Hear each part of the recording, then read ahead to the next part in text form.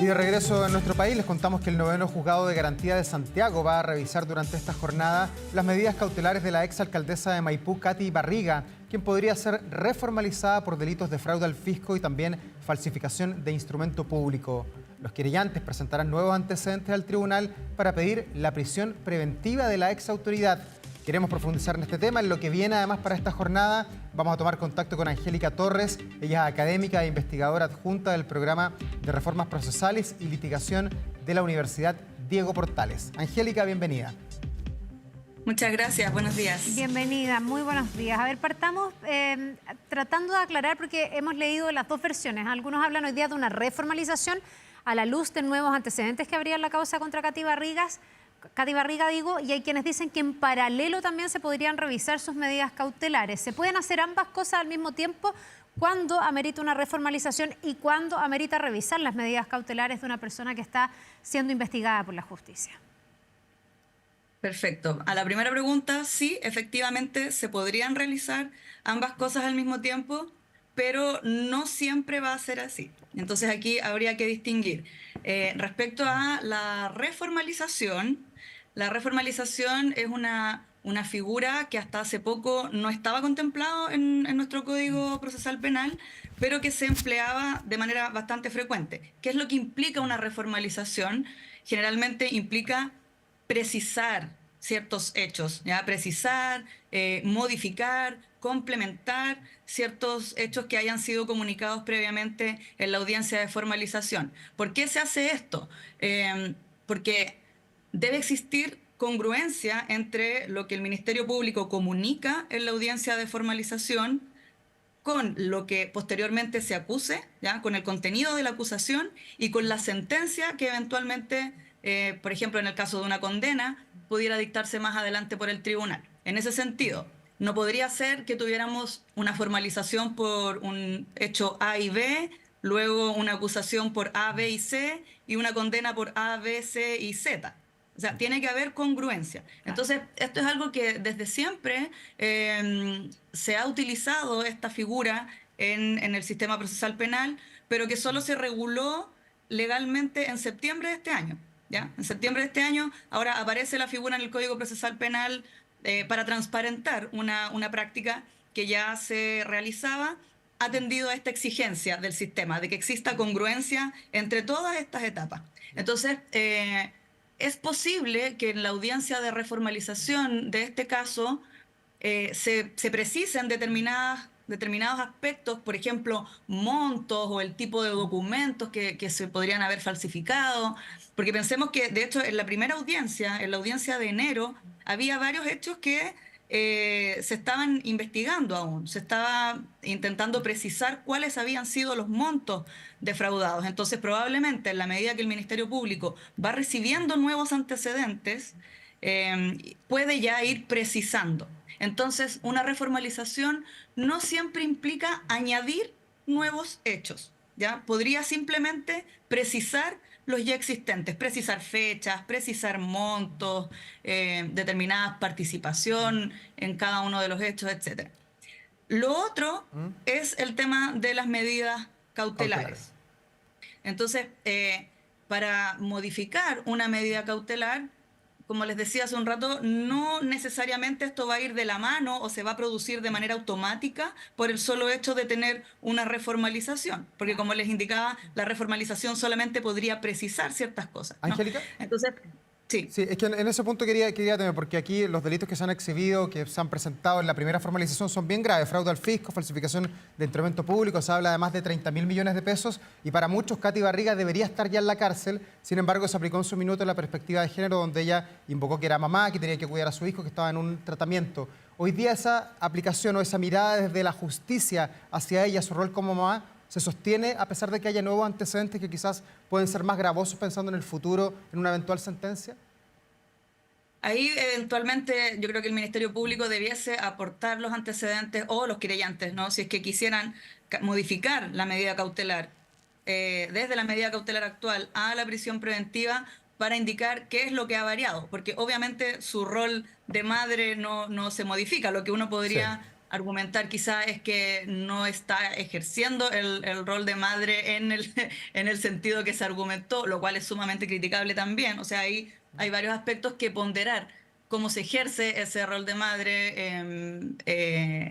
Quizá por ahí podría ir la discusión. Me imagino que en base a los cuestionamientos de las actividades que ha estado realizando mientras está en arresto domiciliario, u otros antecedentes que me parece que han ido surgiendo en el último tiempo respecto a las terapias que eventualmente tendría que someterse uno de sus hijos. Si es que hubiese algún cuestionamiento en esa línea, quizás se podría instar por la modificación de la cautelar, pero evidentemente el rol de madre no desaparece Claro.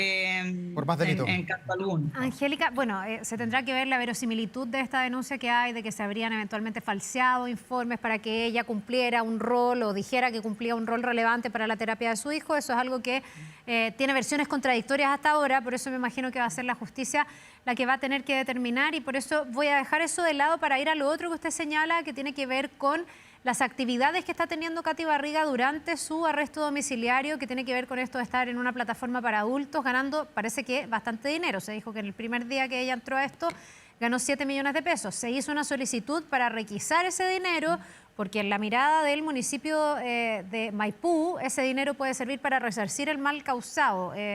Aquí a nosotros se nos ha generado una duda y lo hablamos el día que esto se conoció con Davor, que es qué tan impedida está una persona que está con una medida cautelar, por ejemplo, de arresto domiciliario, de poder trabajar, de poder percibir dinero, y hasta dónde llega la presunción de inocencia si es que se acoge la idea de que ella tiene que reparar el daño causado, porque ahí nos estaríamos, uno piensa, adelantando a decir que es culpable, que efectivamente causó un daño, ¿o no?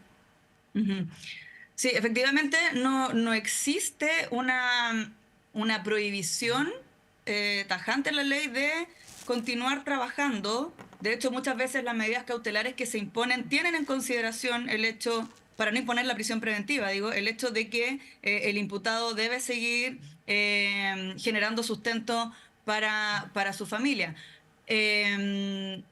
Porque pensemos que algunas de las penas que pudieran imponerse dicen relación justamente con no poder ejercer determinados cargos públicos, etc.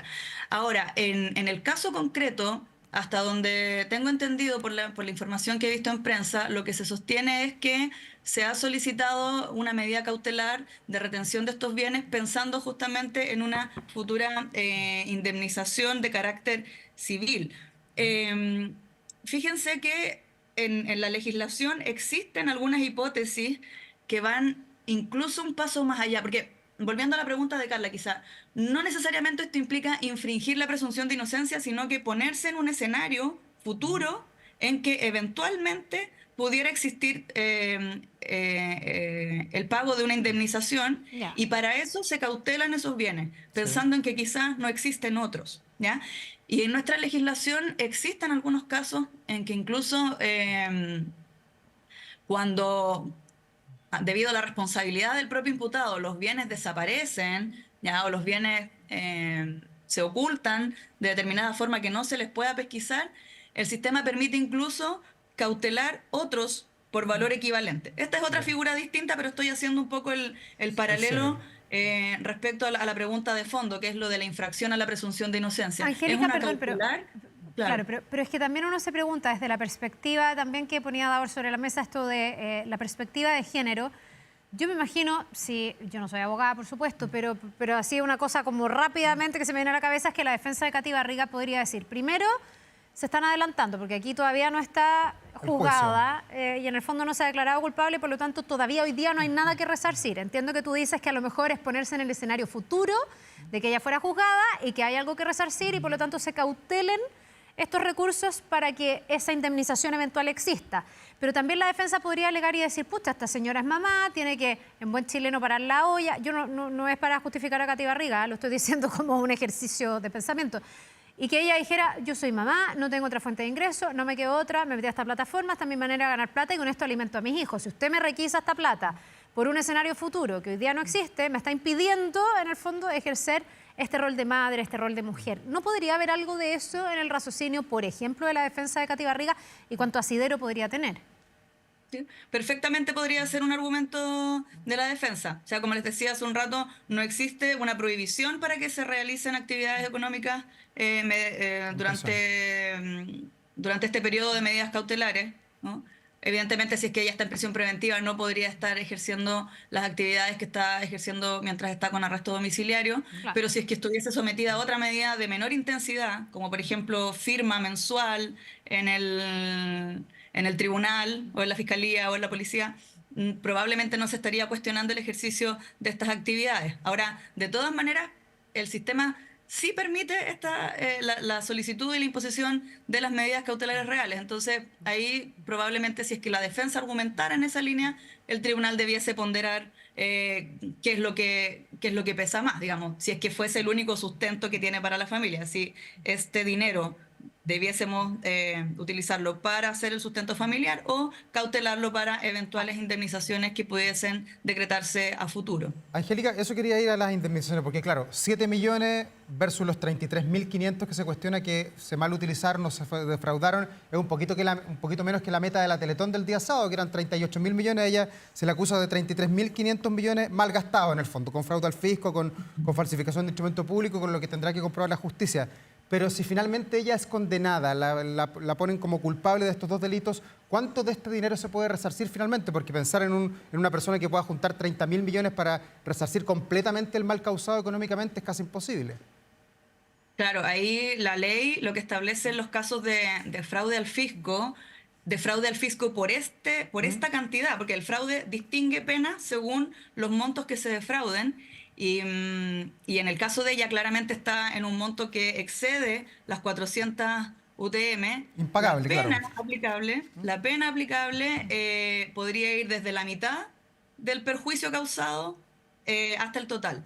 Entonces, claro. Pero ¿cómo lo pagas? Porque juntar para un ser humano miles de millones es prácticamente Posible. imposible, a menos que, no sé, te ganes varios lotos, ni siquiera como jugando un juego de azar puede llegar uno a tanta plata junta. ¿Eso quiere decir que si Claro. no puede pagar ella va a estar eternamente en la cárcel o no? ¿Cómo opera allí la justicia? Lo que pasa es que en ese caso, una pena es la pena privativa de libertad y la otra es la pena de multa. Lo que podría ocurrir es que el tribunal determinara que la pena de multa pudiese ser inferior a aquella que está establecida en abstracto en la ley en base a las circunstancias concretas del caso. Pero bueno, Angélica, la y esto, legislación está lleno de casos así, ¿no? Con multas que ¿Está mal son tipificado el bastante... delito? ¿Nos falta ayornar quizás allí el código? ¿Cómo? ¿Que están mal tipificado este tipo de delitos en lo que se puede hacer, en las sanciones que la justicia entrega para las personas que son culpables de estos delitos? Que ojalá este caso fuera un caso puntual, pero desafortunadamente hemos tenido otros alcaldes, otras personas que han manejado dineros públicos que finalmente terminan en el banquillo de los acusados. ¿Hoy día la ley es justa o tiene penas muy bajas quizás? En particular en el delito de fraude al fisco y otros de corrupción, existió una modificación efectuada el año 2018 que tenía en consideración justamente esta crítica, ¿no? Que las penas eran muy bajas. Entonces, estas penas a las que yo hago referencia fueron modificadas el año 2018 con miras a nivelar un poco el escenario, ¿no? Respecto a de otros delitos como los robos, ¿no? Que tienen penas extremadamente altas, para imponer precisamente pena de crimen, ya de 5 años y un día hacia arriba en los casos de fraude al fisco más graves, que son estos que exceden las 400 UTM. Hay que tener en consideración también que el sistema permite a la hora de determinar la pena, porque generalmente se dice, bueno, pero ella tiene irreprochable conducta anterior, entonces tiene varios atenuantes. En el caso puntual de la imputada, varias de las hipótesis de fraude al fisco son de la pena más grave, ¿no? De la pena que excedería de haber defraudado las 400 UTM, por lo tanto partiría en 5 años y un día, y además son delitos reiterados, o sea, son varios, más de uno. Cuando eso ocurre, la ley también permite incrementar la pena abstracta que pudiera aplicarse. Entonces ya no partimos en 5 años y un día, sino que podríamos partir en 10 años y un día o en 15 años y un día. Angélica, se me había quedado a mí como en el tintero esto de que, bueno, por un lado se busca la responsabilidad, demostrar qué delito cometió Katy Barriga, y por otro lado ver cómo resarcir o cuál sería el monto que ella tendría que eventualmente resarcir. ¿Eso se busca en un mismo proceso penal? Porque aquí estamos en sede penal, digamos. Yo no sé si después se tendrían que abrir causas civiles que apunten a recuperar ese dinero y sería otro proceso distinto. ¿O el mismo tribunal fija ambas cosas al final? Puede darse también en sede penal cuando se trata de situaciones que ocurren entre la víctima, que en este caso sería el Estado representado a través del Consejo de Defensa del Estado, la víctima y el imputado, que se discuta en la misma sede penal. Ya. Pero si se trata de otros intervinientes, eso podría llegar a la justicia civil y verse por una vía distinta a la penal. Y en este caso, ¿cuál es la importancia de que esté involucrado acá como querellante el Consejo de Defensa del Estado? ¿Cuánta fuerza le da a la posición que tiene el Ministerio Público? Que el Consejo de Defensa del Estado lo hemos visto que adhiere muchas veces a lo que está haciendo el Ministerio Público. ¿Le da más sustento jurídico, más fuerza? ¿O desde el punto de vista del juez o de los jueces que tienen que ponderar esto, da lo mismo cuántos querellantes haya?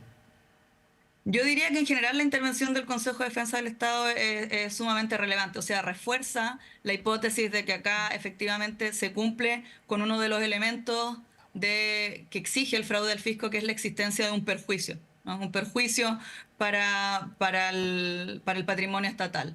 Generalmente es un aporte jurídico la presencia del Consejo de Defensa del Estado y también una señal en ese sentido de la determinación del perjuicio. Angélica, cuando hoy día se habla de reformalización por nuevos antecedentes, rápidamente pensamos en estas teorías o declaraciones de que habría habido aquí la presentación de informes falsos respecto de la terapia del hijo de Katy Barriga. También hablábamos de esta actividad que está teniendo ella desde su casa, desde su domicilio en estas plataformas de adultos y las ganancias. Pero también ha habido otro hecho que ha marcado este tiempo, que es lo que ha pasado con su marido, con Joaquín Lavín León. Recordemos con el allanamiento en sus oficinas, en el Congreso, la oficina distrital, también en busca de cuál ha sido su rol dentro del municipio de Maipú, mientras Katy Barriga era la alcaldesa. Ya habíamos conocido además algunos mails donde él mandaba incluso listas con gente a la que había que despedir, por ejemplo. ¿Puede también eso considerarse o exhibirse hoy día como parte de los nuevos antecedentes? ¿Se pueden vincular ambos casos o esto primero se parte investigando como casos separados hasta hacer el nexo? Porque estamos hablando aquí de un diputado por la zona, casado con quien era alcaldesa por la zona y con evidencia que demuestra que él tenía mucha influencia en el municipio donde su señora estaba gobernando en el fondo. Entonces no sé si se pueden mirar tan separadamente. Sí, bueno, sin conocer en detalle cómo se va a dar la audiencia el día de hoy, yo diría que no hay que perder de vista que una posibilidad es que la reformalización solo diga relación con precisión de hechos existentes. Ya. O sea, yo no perdería de vista No necesariamente nuevos antecedentes.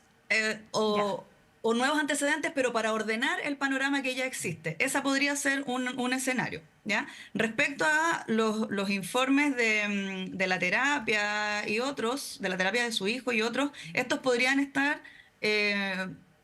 ser utilizados quizá por algunos de los otros intervinientes para lo que conversábamos hace un rato de sustituir el arresto domiciliario por la prisión preventiva. Entonces, tal vez tampoco van a apuntar al hecho de fondo, ¿no? Como a los delitos propiamente tal que se están imputando. Y respecto a la intervención de su cónyuge, sin perjuicio de que pudiese sostenerse algo respecto de la actividad de ella, ¿no? De la imputada, que dijera relación con él, en este caso la audiencia no sería para formalizarlo aún a él, porque como él es un parlamentario está sujeto a fuero. Y para poder entonces formalizar una investigación a su respecto, primero habría que desaforarlo. Angélica Torres, académica e investigadora adjunta del programa de reformas procesales y litigación de la Universidad Diego Portales. Muchas gracias por esta conversación y nos quedamos muy atentos a lo que pase, por supuesto, en la audiencia en las próximas horas. Muchas gracias, Angélica. Un buen día. Gracias a ustedes. Buen día. Gracias, buen día.